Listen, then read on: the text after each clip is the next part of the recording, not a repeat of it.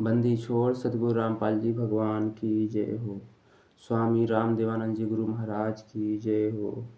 बंदी छोड़ गरीबदास जी महाराज की जय हो। बंदी छोड़ कबीर भगवान की जय हो। बंदी छोड़ सतगुरु रामपाल जी भगवान की जय हो। सत साहिब। आज हम जानते हैं कि एक बिहार के श्रद्धा बाबा नाम के एक बाबा जी हैं जो संत रामपाल जी महाराज के खिलाफ में बहुत वीडियो बना रहे हैं, जो कि उनको संत रामपाल जी महाराज के बारे में कुछ भी मालूम नहीं है कि संत रामपाल जी महाराज क्या चीज़ हैं। वो संत रामपाल जी महाराज के खिलाफ में बहुत वीडियो बनाए हैं, तो वो बिना प्रमाण के बताते हैं कि संत रामपाल जी महाराज ऐसे हैं वैसे हैं, अपने पुस्तक में ये लिखे हैं वो लिखे हैं, लेकिन उन्होंने प्रमाण कुछ भी नहीं दिखाया कि संत रामपाल जी महाराज ने ऐसे यहाँ पर किए हैं। जबकि संत रामपाल जी महाराज ने अपने पुस्तकों में, टीवी के माध्यम से जो भी ज्ञान देते हैं प्रमाण के साथ देते हैं। संत रामपाल जी महाराज का जो भी ज्ञान है बिना प्रमाण का कुछ भी नहीं है। तो आज हम प्रमाण के साथ जानते हैं कि संत रामपाल जी महाराज का जो ज्ञान है क्या सही है, प्रमाण से मैच कर रहा है या नहीं कर रहा है। क्या संत रामपाल जी महाराज तत्वदर्शी संत हैं या नहीं हैं, और जो बिहार के जो श्रद्धा बाबा हैं वो तत्वदर्शी हैं या पाखंडी हैं। उन्होंने, श्रद्धा बाबा ने अपने आप को कहते हैं मैं तत्वदर्शी हूँ, तो उनके ग्रंथों से उनका ज्ञान मैच करता है, कन्फर्म हो जाएगा कि वो पाखंडी हैं अथवा तत्वदर्शी संत हैं। और संत रामपाल जी महाराज का ज्ञान यदि ग्रंथ से मैच करेगा तो सही है कि तत्वदर्शी संत हैं, यदि मैच नहीं करेगा तो तत्वदर्शी संत नहीं है। तो आइए आज हम प्रमाण के साथ जानते हैं कि कौन तत्वदर्शी संत है और कौन पाखंडी है। तो मेरा आप लोगों से एक रिक्वेस्ट है कि अगर आप लोग हमारे चैनल पर नए हैं तो हमारे चैनल को लाइक और सब्सक्राइब कर लें, जिससे कि हमारा अगली आने वाली वीडियो का नोटिफिकेशन आप लोगों तक समय से पहुंचता रहे। चलिए, ये गरुड़ पुराण है, 215 कोड नंबर है इसका, भाषा टीका, प्रकाशन सावित्री ठाकुर प्रकाशन वाराणसी से। इस पर हम चलते हैं।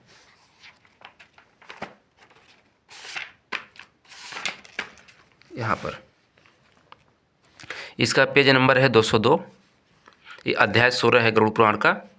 इसमें हम पढ़ रहे हैं, यहाँ पर लिखा है, जो प्राणी मस्तक पर जटा का ढेर बढ़ाकर बगल में मृग चरम दबा भेष बनाते हैं वे दाम्भिक हैं।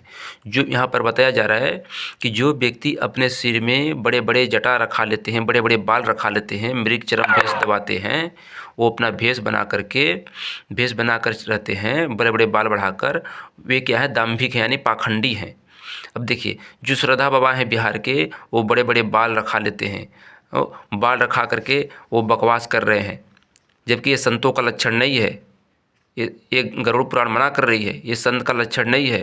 ये इसी बात को घट रामायण भी कहता है, देवी भागवत भी कहती है, ये संत के लक्षण नहीं है जो बड़े बड़े बाल रखा ले और पाखंड फैलाए। बाल रखाने का बाल रखा लेने से या तो तिलक लगा लेने से या राग भभूत लगा लेने से संत नहीं होता। वो परमात्म तत्व का उसको ज्ञान होना चाहिए। जो प्राणी मस्तक पर जटा का ढेर बढ़ा ले, बगल में मृग चरम दबा भेष बनाते हैं, वे दाम्भिक हैं। संसार में अज्ञानी पुरुषों की तरह स्वयं भ्रम में हैं तथा अन्य लोगों को भी भ्रम में डालते हैं। वो पाखंडी तो भ्रम है ही है, लेकिन दूसरे को भी भ्रम में डालते हैं। ये जो श्रद्धा बाबा है बिहार का, वह पाखंड फैला रहा है। ये खरी गरुड़ पुराण उसके ऊपर उतर रही है। संसारिक सुखों में आसक्त रहने वाला मैं ब्रह्मा हूँ ऐसा कहने वाला कर्म और ब्रह्म दोनों में भ्रमित ऐसे पुरुष का अत्यंत तुरंत त्याग कर देना चाहिए ऐसे पाखंडियों का।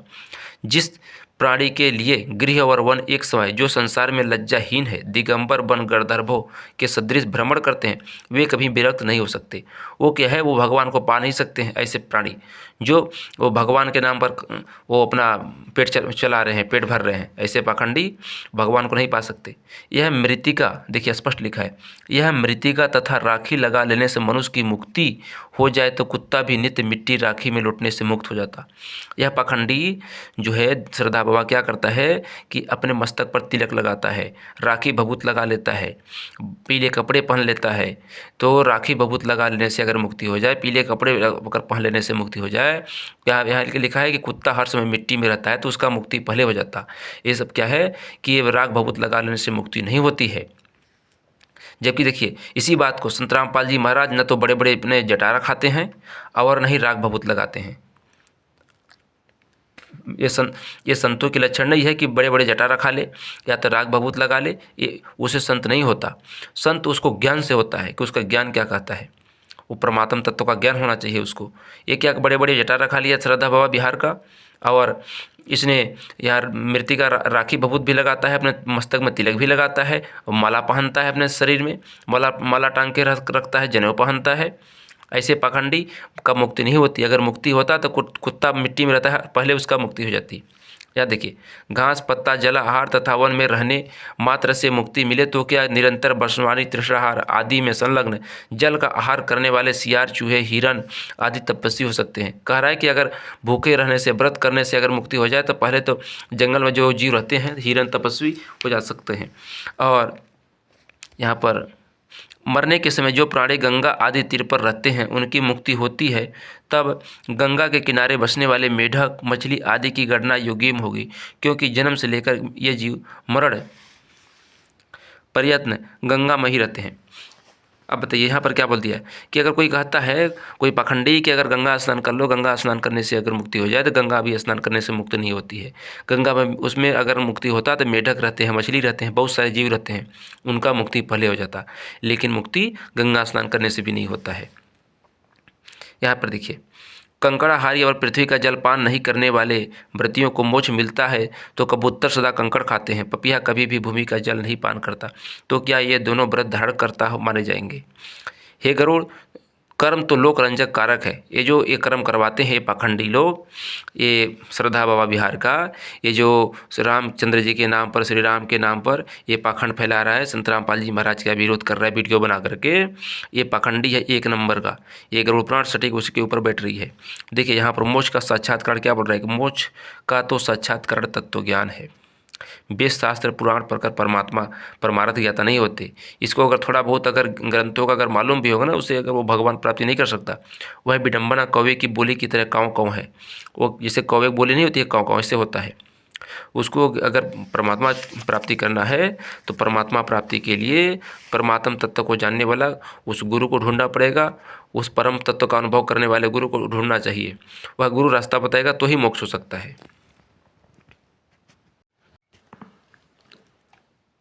ये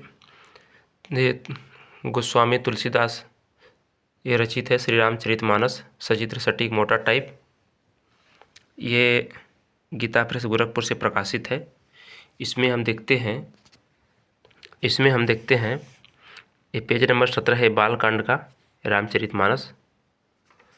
ये बालकांड पेज नंबर 17। यहाँ पर क्या लिखा हुआ है, यहाँ से देख लीजिए।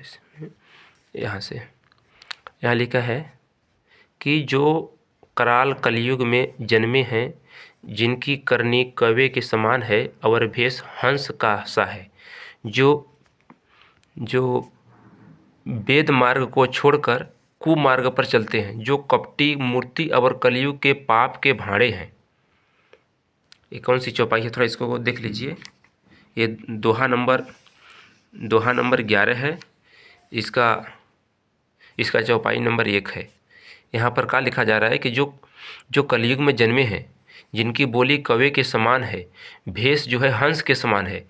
भेष जो है एक संत समान दिखाई पड़ता है भेष, और उनकी जो बोली है कौवे की तरह है, काँव काँव है, उनकी बोली में मिठास नहीं है। जो वेद मार्ग को छोड़कर कुमार्ग पर चलते हैं, जो वेदों में सच्चाई लिखी हुई है उस सच्चाई को न बता करके वो अपनी मनगढ़ंत बात बताते हैं। जो कपटी मूर्ति और कलयुग के भाड़े हैं, जो मूर्तियों की पूजा करवाते हैं, ऐसे व्यक्ति वो कलयुग के पाप के भाड़े हैं। वो पापी व्यक्ति हैं जो वेद मार्ग को छोड़ करके कुमार्ग पर चलवा रहे हैं। और जो श्री राम के भक्त कहलाकर लोगों को ठगते हैं, जो धन लोभ क्रोध और काम के गुलाम हैं, और जो धींगा धींगी करने वाले धर्मध्वजी, धर्म की झूठी ध्वजा फहराने वाले दंभी और कपट के धंधों का बोझ ढोने वाले हैं, संसार के ऐसे लोगों में सबसे पहले मेरी गिनती है। यहाँ पर क्या कहा जा रहा है कि जो श्री राम के भक्त कहलाकर लोगों को ठगते हैं, वो कहेंगे कि मैं जय श्री राम करेंगे, श्री राम का नारा लगाएंगे, श्री राम का गुणगान करेंगे और वो पाखंड फैलाएंगे। वो क्या है कि वो श्री राम का भक्त कहलाकर लोगों से पैसा लूटते हैं, धन लूटते हैं, मांगते हैं। वो व्यक्ति वो क्रोधी, कामनी और हर प्रकार का उनमें भरा हुआ है। जो धींगा देंगी यानी करने वाले हैं, झूठ बोलने वाले हैं, धर्म की ध्वजा फहरा करके वो बोलेंगे कि हम सनातनी हैं, वो धर्म के ध्वजा फहराने करके वो धन लूटते हैं। ऐसे व्यक्ति क्या है, दम्भी हैं, पाखंडी हैं और कपट के धंधों का बोझ ढोने वाले हैं।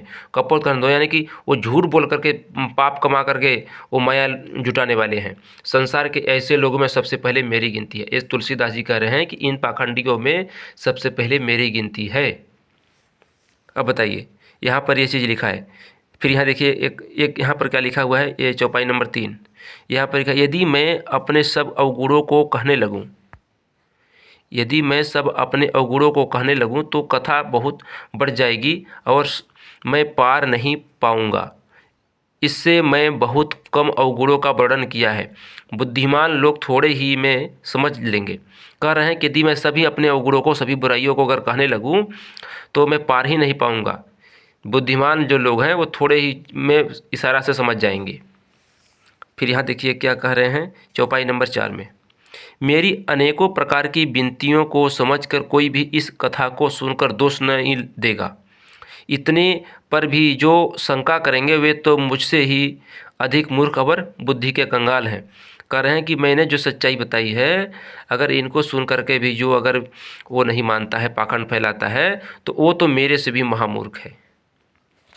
अब बताइए, यहाँ पर तुलसीदास जी क्या कह रहे हैं कि जो श्री राम का नाम लेकर के पाखंड फैला रहे हैं, लोगों से धन लूट रहे हैं, वो फालतू का आडंबर करते हैं, पैसा लूटते हैं, उनसे वो लेते हैं मांग करके, झूठ बोल करके, वो क्या है कि महामूर्ख हैं। जो मेरी बातों को बताए हुए पर अगर नहीं मानते हैं, विश्वास नहीं करते, तो वो संसार में मेरे से भी महामूर्ख कहलाएंगे। चलिए आगे और प्रमाण हम देखते हैं। यहाँ पर देखिए, यह है उत्तरकांड, इसका पेज नंबर है 985। ये रामचरितमानस का हम पढ़ते हैं। ये दोहा नंबर 97 का ख है। यहाँ से हम पढ़ते हैं, सभी लोग मोह के वश हो गए, शुभ कर्मों को लोभ ने हड़प लिया। हे ज्ञान के भंडार, श्री हरि के वाहन, सुनिए अब मैं कलकी के कुछ धर्म कहता हूँ। यहाँ पर कह रहे हैं गणेश जी से कि कुछ कलयुग का मैं कुछ वर्णन बता रहा हूँ। कलयुग में न वर्ण धर्म रहता है, न चारों आश्रम रहते हैं। सब पुरुष स्त्री वेद के विरोध में लगे रहते हैं। ब्राह्मण वेदों के बेचने वाले और राजा प्रजा को खा डालने वाले होते हैं। वेद की आज्ञा कोई नहीं मानता है। जिसको जो अच्छा लग जाए वही मार्ग है। जो डींग मारते हैं वही पंडित हैं। जो मिथ्या आरंभ करता है और जो दंभ में रहते हैं उसी को सब कोई संत कहते हैं। अब यहाँ पर देखिए ये चीज़ लिखा हुआ है कि लूटने वाले उनको वो लोग कहते हैं बहुत अच्छा है।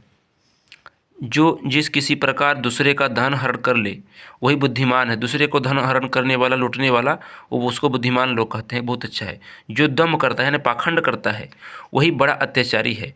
जो झूठ बोलता है और हंसी दिल्लगी करना जानता है, कलयुग में वही गुणवान कहा जाता है। अब देखिए यहाँ पर क्या लिख रहा है कि जो झूठ बोलता है, हंसी उड़ाता है दूसरे का, वो उसको कलयुग में उसको बहुत अच्छा व्यक्ति माना जाता है।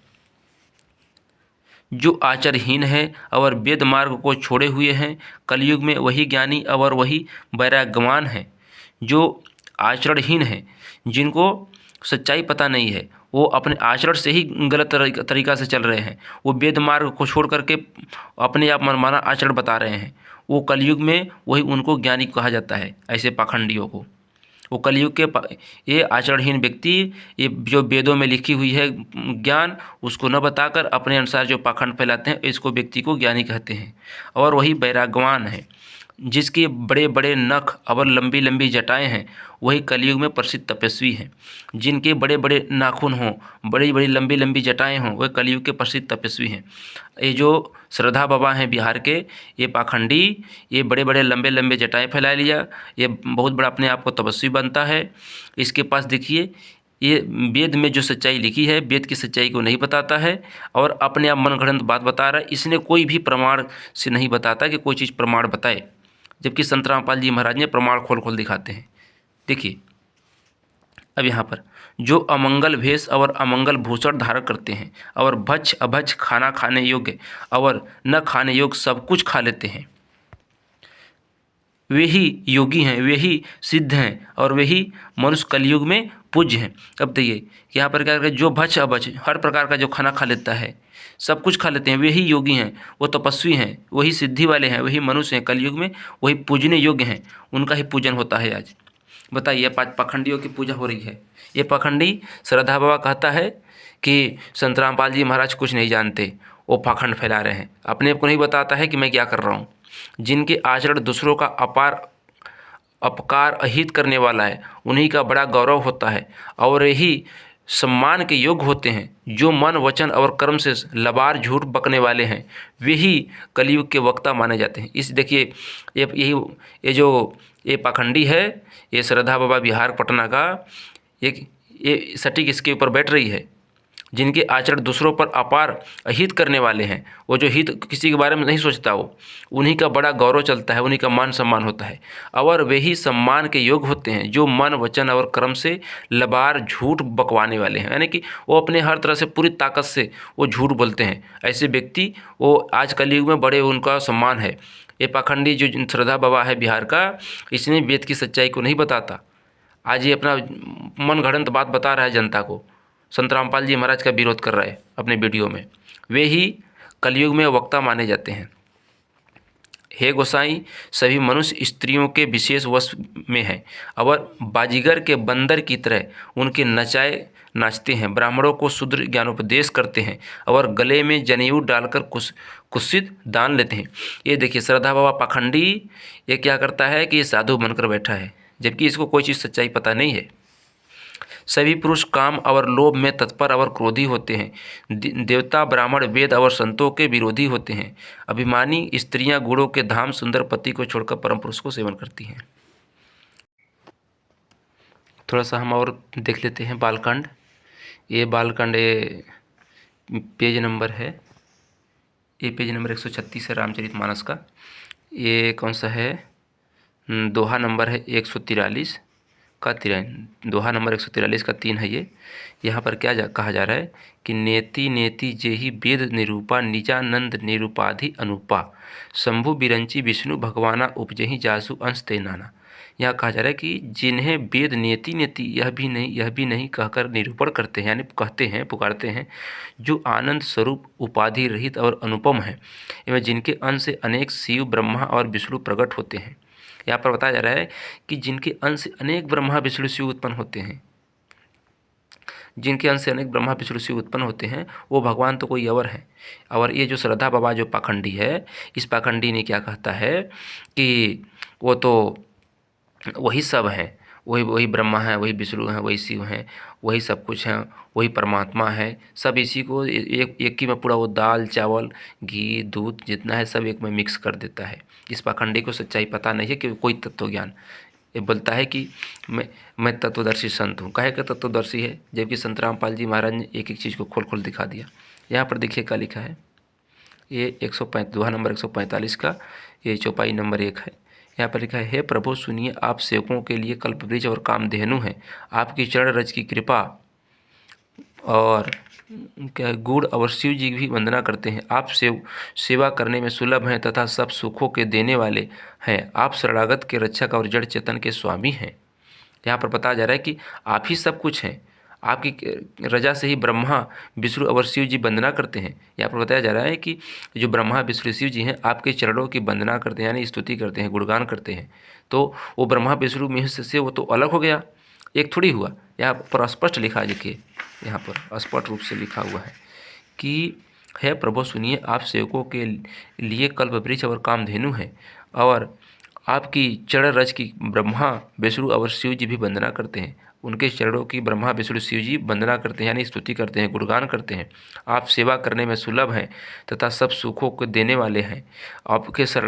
आप शरणागत के रक्षक और जड़ चेतन के स्वामी, यानी कि जितने भी यहाँ पर जीवधारी प्राणी हैं सभी के आप मालिक हैं, आप ही गर्जियन हैं, यहाँ पर बताया जा रहा है। यहाँ पर ब्रह्म के बारे में बताया जा रहा है। ब्रह्म है ये, ब्रह्मा विष्णु शिव जी के पिताजी हैं, इनके बारे में बताया जा रहा है, वो हैं आप। यहाँ पर देखिए ये बालखंड 139 पेज, ये क्या है कि कौन सा दोहा है, दोहा नंबर 147, दोहा नंबर 147 चौपाई नंबर 1। इसमें क्या लिखा है, जिनमें मुनियों के मन रूप और भंवरे बसते हैं, भगवान के उन चरण कमलों का तो वर्णन ही नहीं किया जा सकता है। भगवान के बाएं भाग में सदा अनुकूल रहने वाली शोभा की राशि जगत की मूल कारण रूपा आदि शक्ति सुशोभित हैं। यहाँ पर श्री जानकी जी नहीं हैं, ये जानकी जी जिसने किया है वो गलत कर दिया। अब श्लोक पढ़िए, श्लोक में जानकी जी नहीं लिखा है, यहाँ पर लिखा है कि पद राजीव बरनी नहीं जाही, मुनि मन मधुप बसही जेह माही। वाम भाग शोभती अनुकूला, बाएं भाग में निवास करती हैं। आदि शक्ति छवि निधि जगमूला, आदि शक्ति यानी जो आदि शक्ति हैं, जो देवी हैं, जो दुर्गा जी हैं आदि शक्ति, वह छवि निधि जगमूला यानी कि वो जो जगमूला, वो जग के जो संसार की जो माता है, जो आदि शक्ति हैं, वो क्या है बाएं तरफ वो निवास करती हैं उस भगवान की। किस भगवान के? ब्रह्म के बारे में बात चल रही है। वो ब्रह्म भगवान के बाएं तरफ निवास करती हैं, ब्रह्मा विष्णु शिव जी के पिताजी के बारे में चल रहा है। जिनमें मुनियों के मन रूप और भंवरे बसते हैं, भगवान के उन चरण कमलों का तो वर्णन ही नहीं किया जा सकता है। भगवान के बाएं भाग में सदा अनुकूल रहती है, निवास करती हैं। शोभा की राशि जगत के मूल कारण रूपा आदि शक्ति, यहाँ पर देखिए मैं लिखा हूँ जगमूला, ये जगमूला है, यहाँ पर लिखा है देखिए जगमूला, ये जगमूला है, जगमूला सुशोभित करती हैं, निवास करती हैं वहाँ पर, ये ब्रह्म भगवान के। यहाँ पर देखिए जिनके अंश से गुणों की खान अगणित लक्ष्मी पार्वती और ब्रह्मांडी त्रिदेवों की शक्तियाँ उत्पन्न होती हैं, जिनके अंश से, जिनके द्वारा, जो गुणों की खान है, जो माता, वो जो जगमूला है, जो दुर्गा जी हैं, वो दुर्गा जी के बारे में चल रहा है। जो दुर्गा जी हैं, जो अंश के, जिनके द्वारा वो गुणों की खान है, जहाँ से अनेक लक्ष्मी पार्वती और ब्रह्मांडी उत्पन्न होती हैं। त्रिदेवजनी यानी कि त्रिदेवजनी यानी ब्रह्मा विष्णु शिव जी की पत्नियाँ, लक्ष्मी जी, पार्वती जी और ब्रह्मांडी। ब्रह्मांडी ब्रह्मा जी की, पार्वती जी ये शिव जी की, और लक्ष्मी जी विष्णु जी की पत्नी है। तो ये तीनों पत्नियां जो उत्पन्न होती हैं शक्तियां, ये जिसके अंश से, किसके अंश से? ये जगमूला आदि शक्ति के अंश से उत्पन्न होती हैं तथा जिनकी भौहें के इशारे से ही जगत की रचना हो जाती है। जिनके आँख के इशारे से ही, एक भौहें के इशारे से संसार की रचना हो जाती है, वही भगवान की स्वरूपा शक्ति श्री सीता जी, श्री रामचंद्र जी की बाईं ओर स्थित है। यहाँ पर बोला जा रहा है कि श्री सीता जी श्री रामचंद्र जी की बाईं ओर स्थित है। ये जो बात है, अगर कोई कहे कि श्री रामचंद्र जी के बारे में बताया जा रहा है, ये जो ब्रह्म है, ब्रह्म क्या करता है कि महाब्रह्मा, महाविष्णु, महाशिव जी का रूप बना करके भी वह यहाँ पर आकर के संसार में अपना वो लीला करता है, ये भी करता है। इसका प्रमाण आपको देवी भागवत में मिलता है कि वो जो ब्रह्म भगवान है, जो ब्रह्मा विष्णु शिव जी के जो पिताजी हैं, महाब्रह्मा, महाविष्णु, महाशिव जी के रूप में आकर के वो संसार में अपना लीला भी करते हैं। तो वो महाब्रह्मा, महाविष्णु, महाशिव जी हैं, वो आज उनके बारे में यहाँ पर वर्णन किया जा रहा है। ये श्री रामचंद्र जी नहीं है, जो ये ब्रह्म भगवान के जो पुत्र हैं, ये श्री रामचंद्र जी नहीं हैं। इनके बारे में आप नहीं सोचेंगे। आगे और देख लेते हैं। यहाँ पर देखिए ये पेज नंबर 141, ये कौन सा चल रहा है? ये चल रहा है दोहा नंबर 149 का 3। यहाँ पर क्या लिखा रहा है? परंतु हे प्रभु, बहुत ठिठाई हो रही है। यद्यपि हे भक्तों का हित करने वाले, वह ठिठाई भी आपको अच्छी लगती है। आप ब्रह्मादिक के भी पिता, ब्रह्मादिक का मतलब होता है ब्रह्मादि, ब्रह्मा आदि का, ब्रह्मादि आदि के, एक इसका मतलब होता है कि ब्रह्मा विष्णु शिव जी के भी पिता। आप ब्रह्मादिक के भी पिता, उत्पन्न करने वाले, जगत के स्वामी और सबके हृदय के भीतर की जानने वाले ब्रह्म हैं। यहाँ पर देखिए स्पष्ट भी कर दिया कि वह ब्रह्म हैं। आप ब्रह्मादिक यानी कि ब्रह्मा विष्णु शिव जी के भी उत्पन्न करने वाले आप, जो इस संसार के पिता हैं। आप अंदर बाहर भीतर सब कुछ जानने वाले ब्रह्म हैं। तो देखिए यहाँ पर स्पष्ट हो गया कि ब्रह्मा विष्णु शिव जी के जो पिताजी हैं वह ब्रह्म भगवान हैं। जबकि यह पाखंडी जो है श्रद्धा बाबा, इसने इस सच्चाई को कभी नहीं बताया, कभी इसको पता भी नहीं है कि सच्चाई है क्या चीज़। ये तो खाली रामचंद्र जी तक अटका है, जबकि यहाँ पर स्पष्ट किया जा रहा है कि ब्रह्मा विष्णु शिव जी के भी पिताजी हैं। चलिए आगे हम और प्रमाण देखते हैं। ये देखिए, ये उत्तरकांड है, ये पेज नंबर 179। ये कौन सा है,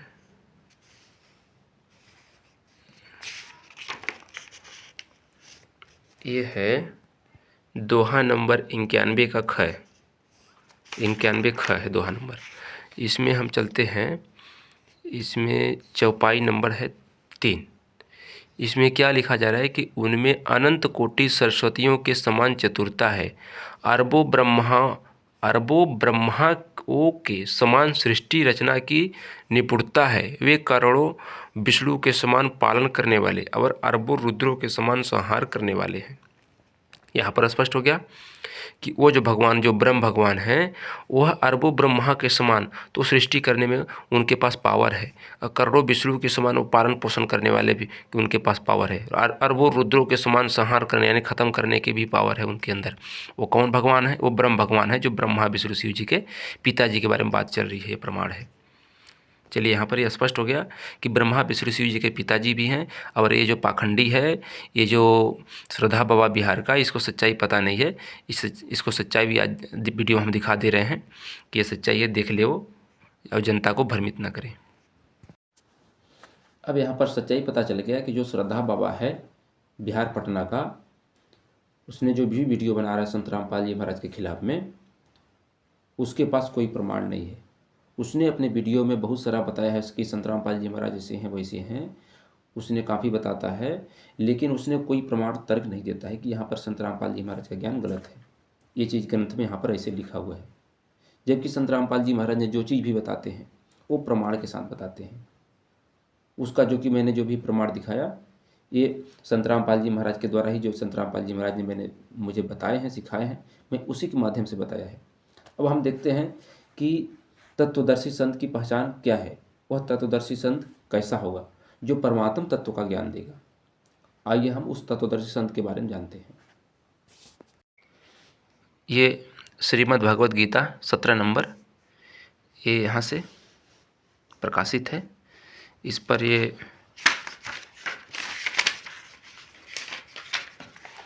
भी देख लीजिए, ये यहाँ से प्रकाशित है, गोरखपुर से गोविंद भवन कार्यालय कलकत्ता का संस्थान है। इस पर हम देखते हैं, इस पर ये अध्याय 4 है, श्लोक नंबर हम 33 से पढ़ते हैं। यहाँ पर क्या लिखा है, द्रव्यमय, हे प्रपंच अर्जुन, द्रव्यमय यज्ञ की अपेक्षा ज्ञान यज्ञ अत्यंत श्रेष्ठ है, तथा यावन मात्र संपूर्ण कर्म ज्ञान में समाप्त हो जाते हैं। जो द्रव्यमय यानी जो वस्तु के द्वारा जो हवन क्रिया होती है, जैसे कीर्तन होते हैं, यज्ञ होते हैं, उसमें क्या है कि जो द्रव्य यानी वस्तु के द्वारा, जैसे जौ हो गया, तिल हो गया और घी हो गया, ये सब द्रव्य मिला करके जो हवन होता है, उस हवन से जो ज्ञान यज्ञ है वो अत्यंत श्रेष्ठ है। उस ज्ञान को तू तत्वदर्शी ज्ञानियों के पास जाकर समझ, उनको भली भांति दंडवत प्रणाम करने से, उनकी सेवा करने से और कपट छोड़कर सरलता पूर्वक प्रसन्न करने से वे परमात्मा तत्व को भली भांति जानने वाले ज्ञानी महात्मा तुझे उस तत्व ज्ञान का उपदेश करेंगे।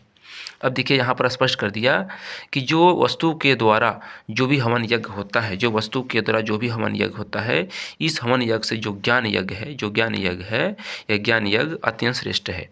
उस ज्ञान को तुम किसी तत्वदर्शी संत के पास जाइए, उस तत्वदर्शी संत को दंडवत प्रणाम करिए, उसको खुश करिए, उसकी सेवा करिए, फिर वह तत्वदर्शी संत उस परमात्म तत्व को, वे परमात्म तत्व को भली भांति जानने वाला ज्ञानी महात्मा आपको उस तत्व ज्ञान का उपदेश करेंगे, जो परमात्म तत्व को जानते हैं। अब देखिए, परमात्म तत्व को जानने के लिए इसमें गीता अध्याय 15 श्लोक नंबर 1 से 4 में बताया है, थोड़ा उसको देख लेते हैं।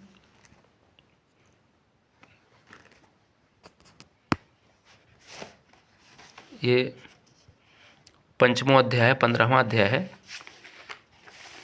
यहाँ पर देखिए लिखा है कि ऊर्ध्वमूलम अधः शाखम, ऊर्ध्वमूलम अधः शाखम अश्वत्थम प्राहु अव्ययम छंदासी यस्य प्राणी यह तम वेद सह वेदविद। यहाँ पर लिखा है, देखिए, आदि पुरुष परमेश्वर मूल वाले। ये अनुवाद जो है, अनुवाद किया है जिसने, वो भ्रमित था। यहाँ पर ऊर्ध्वमूलम, ऊर्ध्वमूलम का अर्थ होता है ऊपर को जड़ वाला, यानी इसको मानेंगे तो आदि पुरुष, यानी कि जो परमात्मा है जो सबसे टॉप में रहता है वो सबसे ऊपर हो गया। इसके बाद अधः शाखम, नीचे अधः शाखम ब्रह्म रूप मुख्य शाखा वाले, ये गलत है। अधः शाखम को होता है कि नीचे की शाखा वाला। इसके बाद संसार रूप पीपल के वृक्ष को अविनाशी कहते हैं तथा वेद जिसके पत्ते कहे गए हैं। उस संसार रूप वृक्ष को जो पुरुष मूल सहित तत्व से जानता है वह वेद के तात्पर्य को जानता है। अब यहाँ पर क्या बता दिया कि यहाँ पर बता दिया कि ऊर्ध्व मूलम अधः शाखम, ऊपर को जड़, ऊर्ध्व मूलम अधः शाखा में ऊपर को जड़ और नीचे को शाखा वाला जो संसार रूपी पीपल का वृक्ष है, इस वृक्ष को जो व्यक्ति मूल सहित यानी तत्व से जड़ सहित जानता है वह वेद के तात्पर्य को जानने वाला है। तो जड़ से पत्ते तक, यहाँ देखिए पत्ते तक बताया रहा है, तो जो व्यक्ति जड़ से लेकर पत्ते तक जानता है वह वेद के तात्पर्य को जानने वाला है। अब यहाँ पर इस विश्व के अंदर इस संसार रूपी पीपल के वृक्ष को कोई भी व्यक्ति आज तक नहीं बताया कि जड़ से लेकर पत्ते तक कि जड़ वाला भगवान कौन है, पेड़ वाला कौन है, तना वाला कौन है, डाल वाला भगवान कौन है, पत्ते कौन है, ये संसार कौन है, देवी देवता कौन है। इस चीज़ को पूरी जानकारी बताने वाला कोई नहीं मिला आज दिन तक। इसके बाद दूसरे श्लोक में क्या कहता है, उस संसार वृक्ष की तीनों गुण रूप जल के द्वारा बढ़ी हुई एवं विषय भोग रूप कोप वाली देव मनुष्य और तिर्यक आदि योनि रूप शाखाएं नीचे ऊपर सर्वत्र फैली हुई तथा मनुष्य लोक में कर्मों के अनुसार बांधने वाली अहंता ममता और वासना रूप जड़ में नीचे की ओर और ऊपर सभी लोकों में व्याप्त है। यहाँ पर बताया जा रहा है कि इस संसार में ऊपर से लेकर जड़ से लेकर के और नीचे तक, ऊपर में जड़ है और नीचे की ओर पूरे शाखा संसार रूपी पीपल का वृक्ष फैला हुआ है। इसको पूरा बताने वाला जो व्यक्ति इसको पूरे कि मनुष्य कौन है, पेड़ जीव कौन है, पेड़ पौधे कौन है, देवी देवता कौन है, इन टोटल चीज़ों को बताने वाला ब्रह्मा विष्णु महेश कौन है, ब्रह्म कौन है, पर ब्रह्म कौन है, अक्षर ब्रह्म कौन है, इन सभी को बताने वाला आज दिना तक इस संसार रूपी पीपल को वृक्ष को किसी ने नहीं बताया। इसका अनुवाद संत आज वर्तमान में संत रामपाल जी महाराज ने कर दिया।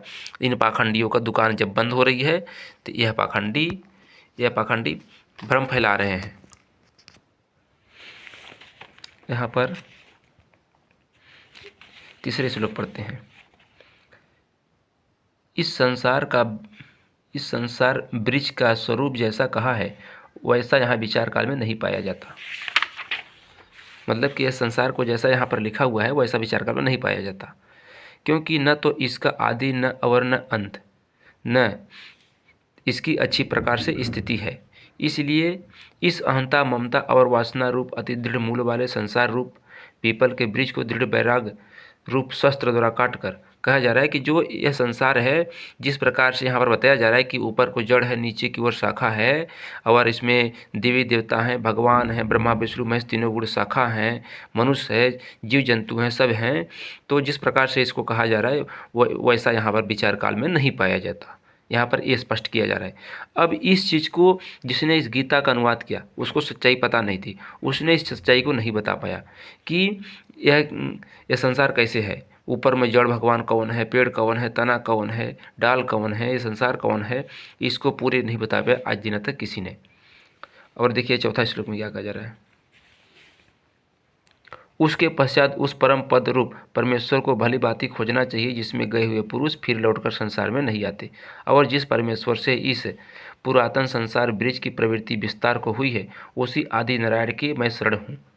यहाँ पर बताया जा रहा है कि वह जो परमात्मा है, जो सबसे टॉप में जो जड़ वाला परमात्मा है, उसको खोजना चाहिए। जब उस परमात्मा के पास जो प्राणी चला जाता है तो लौट करके इस संसार में नहीं आता। जो उस परमात्मा के पास चला जाता है तो इस संसार में लौट कर नहीं आता।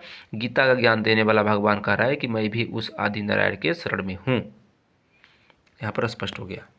तो यहाँ पर स्पष्ट हो गया कि जो संत रामपाल जी महाराज हैं वो प्रमाण के साथ सभी ग्रंथों को खोल कर सच्चाई दिखाते हैं कि ब्रह्मा विष्णु शिव जी कौन हैं, इनके पिताजी कौन है ब्रह्म, अब ब्रह्म से कौन ऊपर हैं, पर ब्रह्म से ऊपर सनातन ब्रह्म है, ब्रह्म से ऊपर पर ब्रह्म और सनातन ब्रह्म। ये गीता अध्याय 4 श्लोक नंबर 24, 25 और 31। गीता अध्याय 4 श्लोक नंबर 24, 25, 31 में इनके बारे में बताया गया है कि ब्रह्म से ऊपर पर ब्रह्म है और सनातन ब्रह्म है। और गीता अध्याय 16 श्लोक नंबर नहीं गीता अध्याय 15 श्लोक नंबर 16 और 17 में बताया गया है कि क्षर पुरुष, अक्षर पुरुष और उत्तम पुरुष 3 पुरुष होते हैं। क्षर पुरुष, अक्षर पुरुष, उत्तम पुरुष, या तो कहिए तो ब्रह्म, परब्रह्म और सनातन ब्रह्म, ये 3 ही पुरुष होते हैं। इनको 3 नाम है। एक क्षर पुरुष, अक्षर पुरुष, परमोच्च पुरुष कहिए, या तो ब्रह्म, परब्रह्म और सनातन ब्रह्म, ये 3 ही पुरुष होते हैं। तो इनकी सच्चाई आज संत रामपाल जी महाराज ने खोलकर जनता के सामने रख दिया है। और ये जो पाखंडी जो लोग हैं, इन पाखंडियों का दुकान जब बंद हो रही है तो यह पाखंडी संत रामपाल जी महाराज पर गलत गलत वीडियो बना रहे हैं, जबकि संत रामपाल जी महाराज के बारे में इनको कुछ भी पता नहीं है। संत रामपाल जी महाराज लिखी हुई बात को खोलकर दिखाते हैं और ये पाखंडी मनगढ़ंत बात बता रहा है कि संत रामपाल जी महाराज ऐसे हैं वैसे हैं, गलत वीडियो बनाता है।